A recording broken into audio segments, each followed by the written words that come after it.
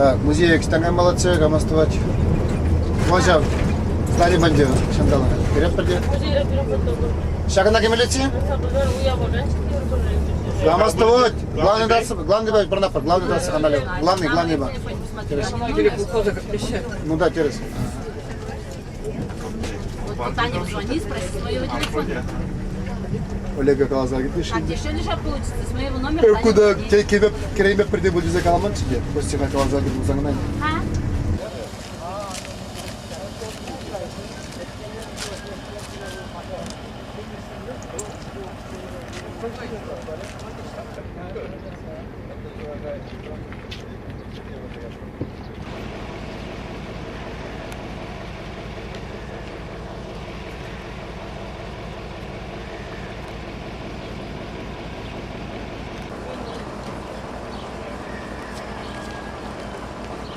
Извините.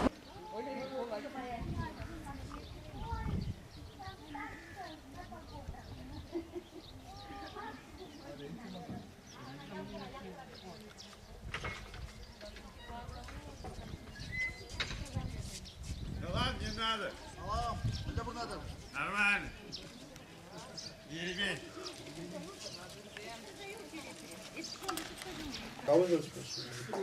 А примерно из старых шуралов. Онда берем юристара, карында глава макет то бардасы.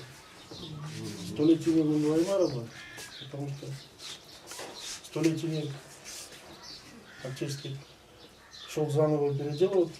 Перед деревянный полземки, это же шлама земли на пути. Наша имеет музей по Татарстану туда трекот. По посещаемости. Не по посещаемости, а по пребыванию Шаймиева. На подикете здания Шаймиев 1 час 5 минут. И да, парсиализирован извините. И сразу мы висим, а урай Раймас сразу бетонировал. Сама столетие урок план забыл тебе. Жангаевым памятник посмотрим, или хотя бы бюст. И макет на мне. Поднимем шагом народ. Самое видно. Бөлінде муниципальные учреждения бюджете, да? Да. Майдан филиал Национального музея Республики Татарстан тебе. А Карай организация. Район должен придумать. Район бюджет, отдельный статья.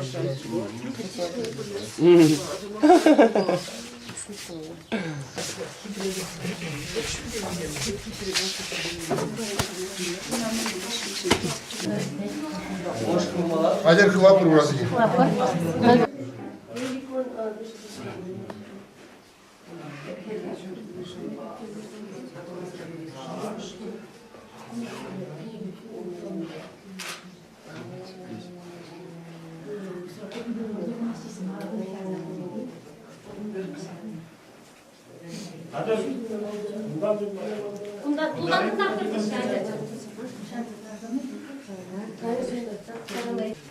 Экскурсия, может быть, покажется несколько странных, почему я акцент буду делать на русском языке, на русском изложении.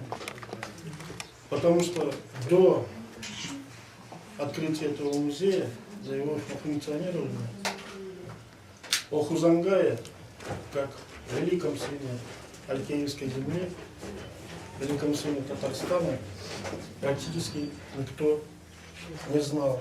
Просто слышали звон, не знали, где он.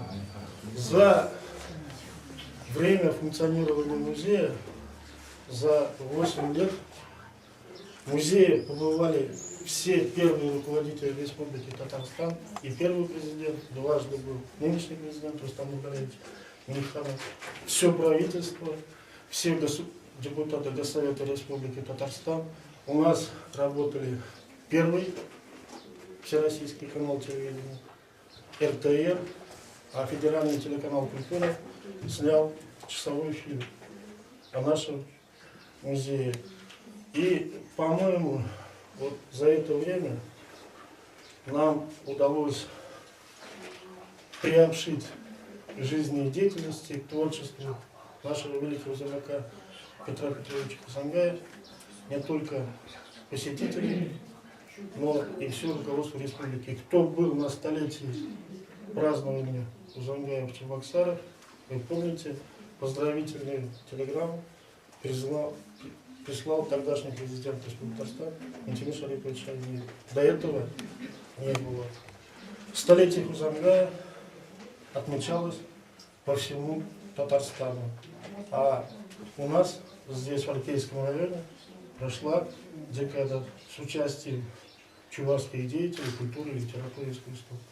Они выступали практически во всех чувашских селах. За время функционирования музея посетили более 25 тысяч человек. И вот за эти 10 лет родина Петра Петровича Узангая буквально преобразилась. Потому что в 1999 году к руководству района пришел уроженец Алькейской земли, наш земляк, кардинал Митхатович Давлетшин. И, к удивлению многих, вот умирающий в Сихтельме, он начал строить музей. Многие не понимали, считали, что это пир во время чумы. За 2 года музей был построен, и сюда новый глава начал возить первых лиц республики и тогда же решать социальные проблемы не только этого села, но и всей округи. И вот за 10 лет здесь у нас построен клуб-музей, построена двухэтажная школа, наверное, обратили внимание. Очень красиво. Уже заканчивается строительство двухэтажного фельдшерского акушерского пункта. Наверное, к концу года сдадут. И у нас строится одна из самых красивых Закамья церквей. Подведена 12-километровая асфальтированная дорога. Село полностью газифицировано, телефонизировано. И сегодня Сихтельма Узангаева – это мощный общественно-культурный и экономический центр Закамья. То есть Сихтельма сегодня представляет то, что было во время жизнедеятельности Ивана Яковлевича Яковлева. Вот это несколько слов о том, что произошло на нашей земле за последние 10 лет. Живем среди татар в ладу и мире, 2 языка мы знаем, 3 наш. Но помним все о улыбе Батыря, но разве я не истинный чуваш? Когда-то в незапамятные годы наш улыб, пробираясь на восток, прерывал здесь путь, присел на пень-колоду и из локтей повытряхнул песок. Ушел Батыр, остались 2 кургана, обжили наши предки этот край. Кивьял, они название дали стану, где был главой рода Питабай. Во второй половине 17 века с территории современной Чувашии, с территории Цивильского уезда, в наши края, вот мы здесь находимся, пришли 11 семей. Возглавляли их братья Питабай и Штубай. 1,5-2 километрах отсюда они... Нас в школе с 1 класса учили очень бережно относиться к истории своей малой родины. И начало этому заложила Наталья Яковлевна Яковлева, одна из образованнейших чувашек рубежа 19-20 веков, первая учительница Петра Петровича Узангая. И то, что мы достаточно хорошо знаем свою историю, мы обязаны как раз краеведческой деятельности Натальи Яковлевны Яковлевой. В 1868 году здесь была открыта первая в округе церковь Николая Чудотворца.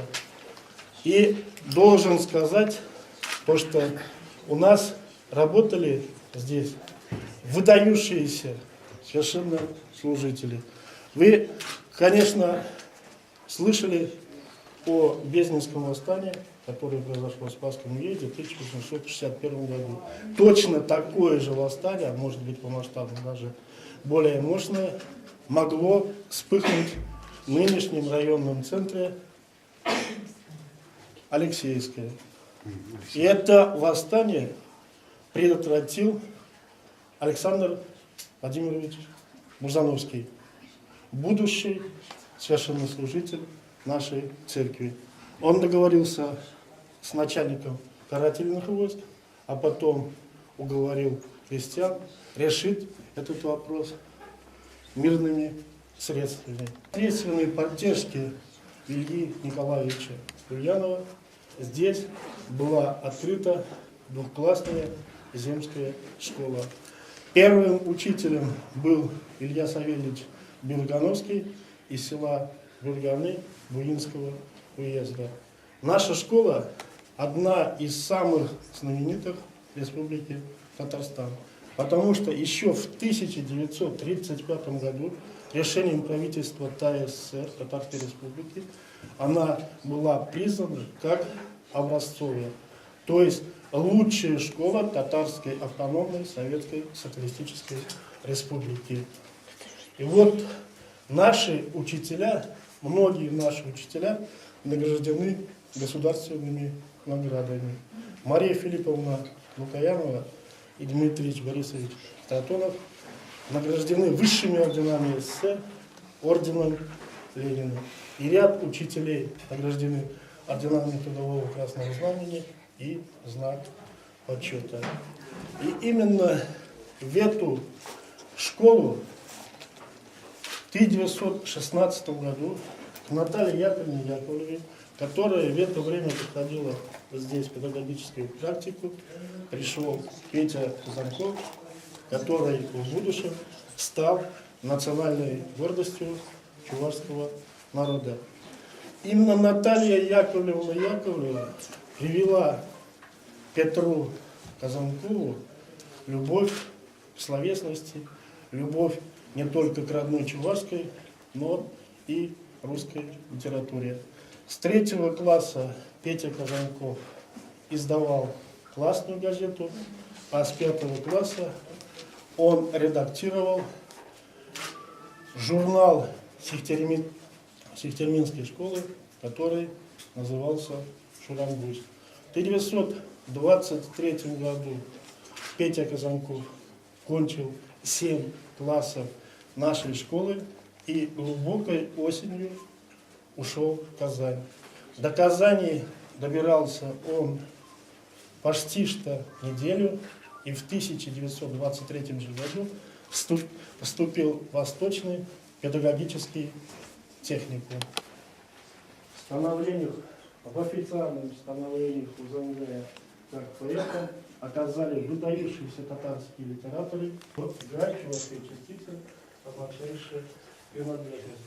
В январе 1928 года Узангай и другой будущий народный поэт Чувашии, первый народный поэт Чувашии Шелегей Полурусов, в гостинице Казанской подворье встретились с Владимиром Владимировичем Маяковским, о котором впоследствии Узангай среди своих смертей. Наиболее близкими друзьями Узангая были братья Авдамран Авдамтин и Татья Трошина. Андях Кулварзен, чем залгали, видишь наши замасара, Рак Ишпан, Юрьевич Абдусина. Войну встретил в первые же минуты в качестве командира заставы на западной границе. Выходил из окружения с оружием и партийным летом. Несколько раз был. С 1945 года Степан Дмитриевич Мукусев, военный комендант города Запорожья. После войны, когда первым секретарем Запорожской автономной партии был Леонид Ильич Брежнев, они работали вместе. И Леонид Ильич Брежнев прекрасно знал нашего земляка и давал ему высокую